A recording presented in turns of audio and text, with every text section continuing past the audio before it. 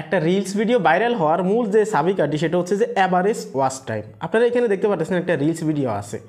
আপনারা অনেকেই content create করেন, ঠিক আছে, কিন্তু আপনাদের মধ্যে অনেকেই জানে না যে আসলে একটা রিলস ভিডিও ভাইরাল হওয়ার মূল চাবিকাঠি কোনটা। আজকের এই ভিডিওতে আসলে watch time, average watch time আপনারা কীভাবে বাড়াবেন এবং কি অ্যাভারেজ ওয়াচ টাইম কীভাবে নিয়ে আসবেন, আজকের এই ভিডিওতে আপনাদেরকে ক্লিয়ার করব। আজকের এই ভিডিওটা যদি আপনি প্রথম থেকে শেষ পর্যন্ত দেখেন তাহলে অন্তত আপনি অনেক কিছুই ধারণা পাবেন এবং কি অনেক কিছু জানতে পারবেন। কেননা অ্যাভারেজ ওয়াচ টাইমের কোনো বিকল্প নেই, ঠিক আছে। অ্যাভারেজ ওয়াচ টাইম আপনাকে প্রতিটা রিলস ভিডিওতে আনার চেষ্টা করতে হবে।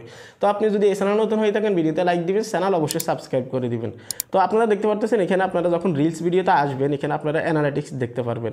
তো আপনারা বিশ্বাস করেন কিনা জানি না, কন্টেন্ট ক্রিয়েটর হোক বা ইউটিউবার হোক, ফেসবুক কন্টেন্ট ক্রিয়েটর বা ইউটিউবার সবাই কিন্তু একটা ভিডিও আপলোড করার পর 1 থেকে 2 ঘন্টার ভিতরে বা 5 ঘন্টার ভিতরে কিন্তু তারা বারবার চেক করে যে এই ভিডিওটার অ্যাভারেজ ওয়াচ টাইম কতটুকু গেছে বা কতটুকুতে রান হচ্ছে বা চলতেছে। হ্যাঁ, তো এটা অনেক বড় একটা গুরুত্বপূর্ণ একটা বিষয়, সেজন্যই কিন্তু সবাই চেক করে। আপনারা ভাববেন না যে এটা অনেকটাই নর্মাল বা এটাকে হালকাভাবে আপনারা নেবেন না। কেননা ফেসবুক হোক বা ইউটিউব হোক, রোবোটিক সিস্টেম যে প্ল্যাটফর্মগুলো আছে এগুলোতে অ্যাভারেজ ওয়াচ টাইমের উপরে নির্ভর করে কিন্তু ভিডিও ভাইরাল হয়, ইউটিউব হোক বা ফেসবুক হোক।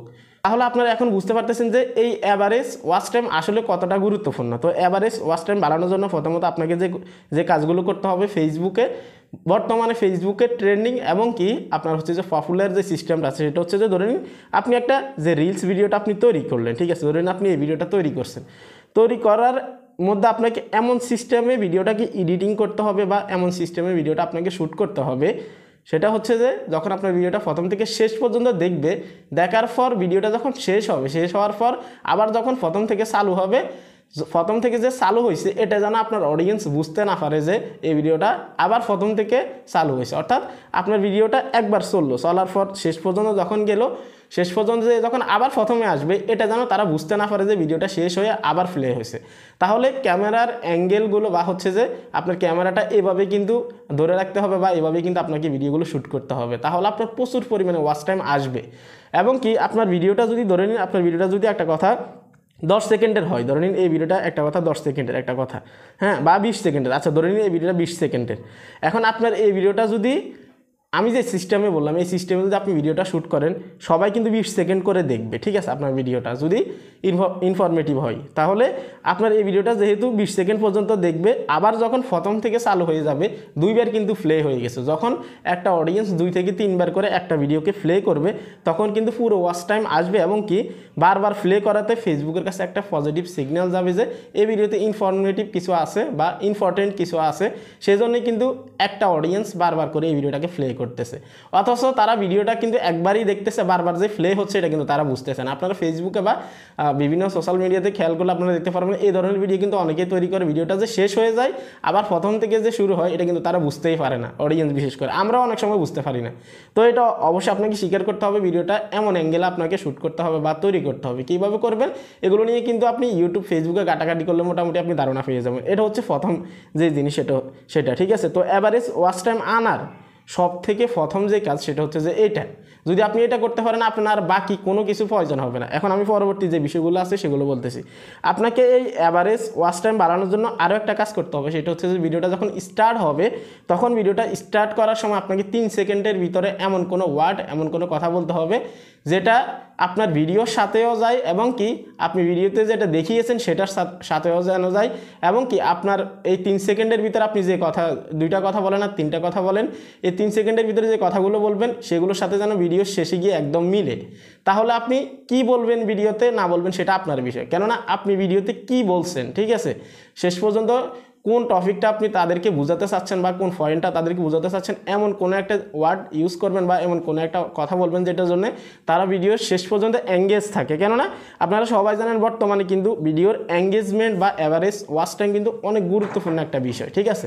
তাহলে আপনাকে কি করতে হবে, ভিডিওটা স্টার্ট হওয়ার সময় প্রথম 3 থেকে 5 সেকেন্ডের ভিতরে এমন কোনো কথা বলতে হবে যেহেতু আপনার অডিয়েন্স শেষ পর্যন্ত দেখতে বা আপনার ভিডিওর সাথে থাকতে বাধ্য হয়, ঠিক আছে। এখন আপনি কি বলবেন সেটা আপনার বিষয়, কেননা এক একজনে এক এক টপিকে ভিডিও তৈরি করেন, তাহলে আমি কিন্তু বলতে পারতেছি না যে আপনারা কি বলবেন, ঠিক আছে। তৃতীয়তে যেটা সেটা হচ্ছে যে আপনাকে টেক্সট ইউজ করতে হবে। ধরে নিন এই ভিডিওটা এখানে আপলোড করা হয়েছে, কিন্তু এখানে হচ্ছে যে কোনো টেক্সট লেখা নেই, কোনো ইমোজি নেই। কেননা ফেসবুক নিজে থেকে রিকমেন্ড করে রিলসের বেস্ট প্র্যাকটিসে যদি আপনারা যান তাহলে কিন্তু আপনারা অনেক কিছুই জানতে পারবেন। যেমন আমি এখানে আসলাম, সি অলে ক্লিক করলাম। সি অলে ক্লিক করার পর এখানে ফেসবুক যেটা বলতেছে, তারা বলতেছে যে ক্যাপশনের বিষয়টা বাদ দিলাম, তারা এখানে স্পষ্ট বলতেছে যে আপনি এখানে কোনো না কোনো স্টিকার ইউজ করেন, কোনো না কোনো টেক্সট ইউজ করেন, কোনো ইফেক্ট আপনি ইউজ করেন, ঠিক আছে? তাহলে এটা মোস্ট ইম্পর্টেন্ট। আপনাকে কি করতে হবে, কোনো না কোনো একটা ইমোজি কিন্তু এখানে ইউজ করতে হবে। ফেসবুক যেহেতু এখানে রিলসের ভিতরে কিন্তু আমাদেরকে এটা সাজেশন দিয়ে দিছে, একটা ইমোজি আপনি ইউজ করলেন, সমস্যা কি? আপনার ভিডিওর সাথে মিল রেখে, এখানে কোনো ধরনের কোনো সমস্যা তো নেই। এবং কি একটা টেক্সট ইউজ করলেন, কী ধরনের টেক্সট ইউজ করলেন যেটা আপনার ভিডিওর সাথে যায়। যেমন আপনি একটা ভিডিও তৈরি করলেন, আপনি যদি বলেন যে এই ভিডিওটা শেষে মজা আছে, কিন্তু আপনাকে লেখাতে যেটা বলছেন আপনি একদমই ভিডিওতে কিন্তু আপনি সেটাই দেখাতে হবে, নয়তো নেক্সট যে ভিডিওটা আপলোড করবেন এটাতে আপনি প্রচুর পরিমাণে এঙ্গেজ পাবেন না বা অ্যাভারেজ ওয়াচ টাইম পাবেন না। কারণ আপনি এই ভিডিওতে যদি ধরেন আপনি লিখলেন এই ভিডিও শেষে মজা আছে, বা আপনি ভিডিওটা ইন পর্যন্ত দেখেন, তাহলে তারা ভাবে ইনফরমেটিভ কিছু আছে বা গুরুত্বপূর্ণ বা মজার কিছু আছে, তারা দেখবে। যখন ভিডিও লাস্টে গিয়ে দেখবে যে না এই ভিডিওটাতে তো কিছুই নেই, তখন কিন্তু আপনাকে কমেন্ট বক্সে গালি দিবে, এবং কি নেক্সট ভিডিওটা যখন তার কাছে সাজেস্ট করবে আপনার ভিডিওটা, তখন কিন্তু সে এই ভিডিওটাকে অ্যাভয়েড করবে এবং কি প্লেই করবে না, ঠিক আছে? এবং কি আপনাকে আনফলো করে দিতে পারে, এমন অডিয়েন্স কিন্তু সবাই আছে, আমরাও কিন্তু এরকম করি, ঠিক আছে?